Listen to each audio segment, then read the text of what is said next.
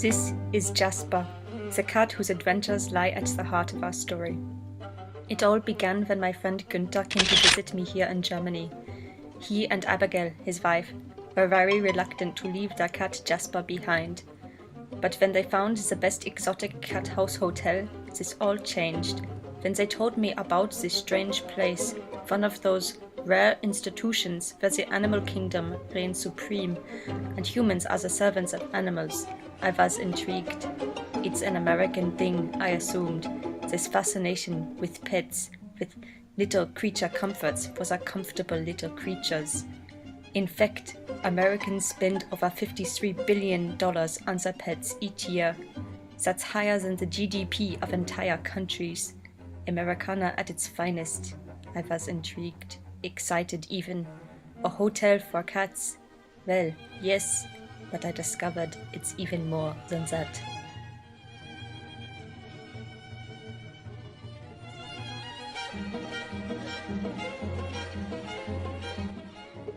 The first couple times he came in, he was very shy. I don't think he came out of his room the first time. He's really smart and really responsive. He has a lot of different moods though. Jasper, little spitfire he is. Oh, what a monster. You can be an asshole. Yeah, Jasper. So when Agnes was staying at the hotel, Jasper actually, she took a shine to Jasper, as did I. I think it was his sort of general openness. The first couple stays, some of them are a little bit more sensitive to it, and they take a little bit of time to adjust. They're not like dogs where they jump in and usually are like, yay, something new. Cats hate change.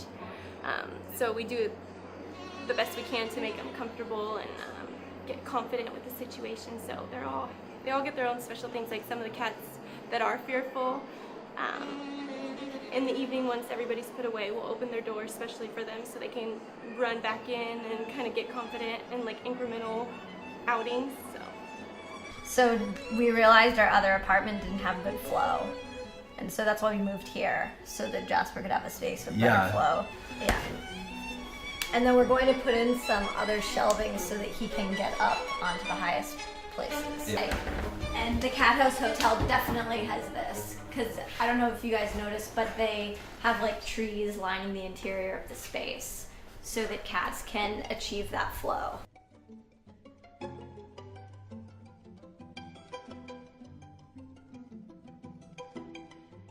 Some of the cats, we have it's called a cat sitter video. So it was designed, I believe, to entertain indoor cats when you're not home. But we sometimes put it on and play it. And some cats are really interested in it. They'll sit and stare at it and smack at it, the mice and whatnot, and they'll look behind the TV to see where the mice went. And some of them don't care about it at all and don't even notice it. So it kind of just caters to specific cats.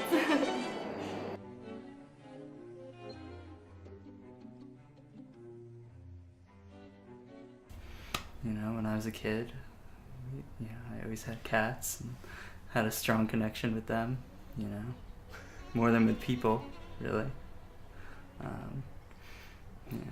Used to go around the neighborhood and look for cats, living or dead. Sometimes we would find dead cats. And a friend and I found one once and we buried it, But yeah, I always thought about, what it would be like, to really be in a cat's body, It's a really nice atmosphere, and, Agnes really enjoyed it, and, I kind of liked the, sort of thought of it as maybe a transitional experience for me, too, to maybe stay there for a couple days to see what it'd be like. They didn't see me as like a potential tenant or patron. They're pretty rigid about what they define as cat, basically.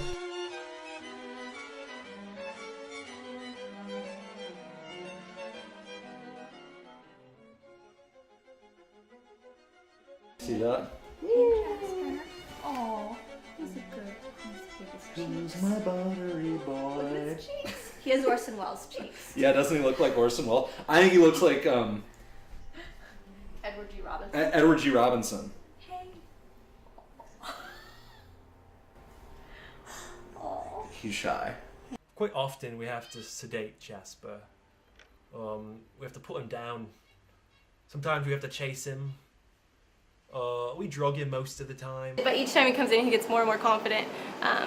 He hid under the ottoman, I think the second time, most of the day, and then like would poke out and like cruise around. Like the last few times that we've brought him to the hotel, he's sort of running around. He likes it. When I first get there, and then as soon as he sees me, he hides, like he's pretending to be upset. Now he goes everywhere. I think he still does a go-to, like if he gets nervous, he'll go under the ottoman, but he's pretty confident now and pretty mellow. He's like, I think I told him before that he'll look at you and he stares deep into your soul because he's just like this little mellow cat. Yeah.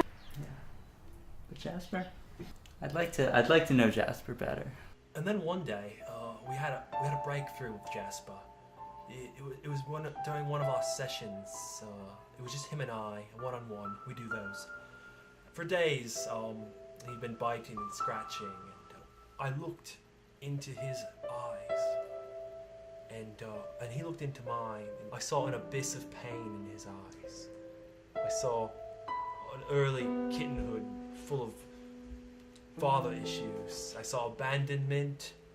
I saw the way he felt when he was picked up by Abigail and Stefan, when they brought him home, and I understood why no other hotel could hold Jasper, could satiate him, his desires, but I knew that with a little more work, the Cat House Hotel, we could do it.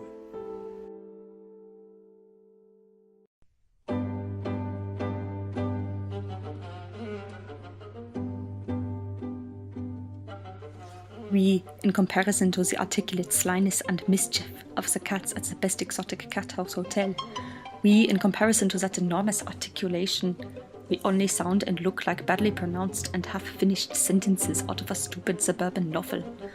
And we have to become humble in front of this overwhelming expression of feline prowess. As I speak, my friends Günther and Abigail are sitting in my neighborhood's beer hall, drinking Hefeweizen, while Jasper slinks around the corridors of the Cat House Hotel. Perhaps he and Agi, Tom's cat, are in the incipient stages of a great romance. Perhaps even Tom has found his place as one of Jasper's neighboring tenants. For what rough beast his hour come round at last, slouches towards Sandra to be fed.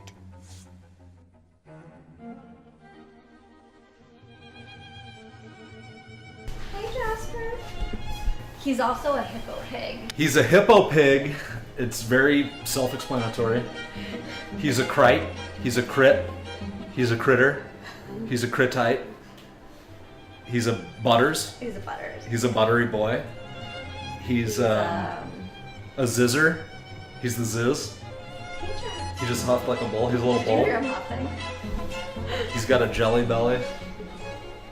He's wearing a coat. He's a man in a coat. He has fluffed cheeks too.